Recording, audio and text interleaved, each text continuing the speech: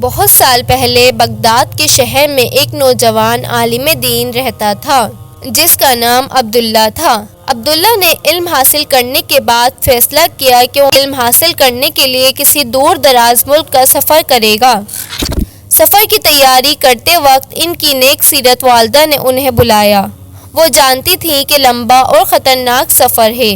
انہوں نے عبداللہ کو گلے لگایا اور نصیحت کی، میرے پیارے بیٹے، میں تمہیں ایک ہی نصیحت کرتی ہوں، کبھی جھوٹ نہ بولنا، ہمیشہ ہر حال میں سچ کہنا، یاد رکھنا سچائی اللہ کو پسند ہے۔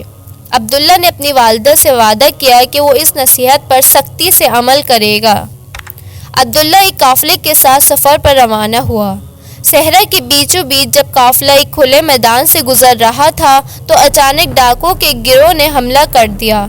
ڈاکوؤں نے سب مسافروں کا مال و اسباب لوٹنا شروع کر دیا۔ ایک ڈاکو نے نوجوان عبداللہ کو دیکھا جو ایک طرف خاموشی سے کھڑا تھا۔ اس کے پاس کوئی قیمتی چیز نظر نہیں آ رہی تھی۔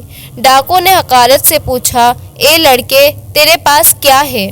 عبداللہ بغیر کسی خوف کے فوراً بولا، میرے پاس 40 دینار ہے۔ ڈاکو نے ہنس کر کہا، بچے، تو مذاق کر رہا ہے؟ تمہارے لباس اور حال سے تو نہیں لگتا کہ تمہارے پاس کچھ ہو۔ 40 دینار کہاں ہیں؟ عبداللہ نے اپنی قمیص کے نیچے جہاں اس کی والدہ نے دینار سلائی کیے تھے اشارہ کیا اور کہا، وہ اس جگہ سلے ہوئے ہیں۔ ڈاکو بہت حیران ہوا۔ اس نے اپنی تلوار سے کپڑا پھاڑا اور واقعی وہاں سے 40 دینار برآمد ہوئے۔ ڈاکو نے فوراً اپنے سردار کو اس عجیب واقعے کے بارے میں بتایا۔ سردار، جو ایک سخت دل اور خونخوار آدمی تھا، عبداللہ کو اپنے سامنے لے آیا۔ سردار نے غصے سے پوچھا، اے لڑکے، تم نے ہمیں سچ کیوں بتایا؟ تم آسانی سے جھوٹ بول سکتے تھے اور ہم تمہاری تلاشی بھی نہیں لیتے کیونکہ تم غریب لگ رہے تھے۔ عبداللہ نے بڑے سکون اور ایمان کی یقین کے ساتھ جواب دیا، میں نے اپنی ماں سے وعدہ کیا تھا کہ میں کبھی جھوٹ نہیں بولوں گا۔ اگر میں جھوٹ بولتا تو میری والدہ کی نظر میں اور اس سے بڑھ کر اللہ کی نظر میں میرا وعدہ ٹوٹ جاتا۔ میں دنیا کی چند دیناروں کے خوف سے اپنے ایمان کو ضائع نہیں کر سکتا تھا۔ عبداللہ کی سادہ اور سچی بات سن کر ڈاکوؤں کے سردار کا دل لرز گیا۔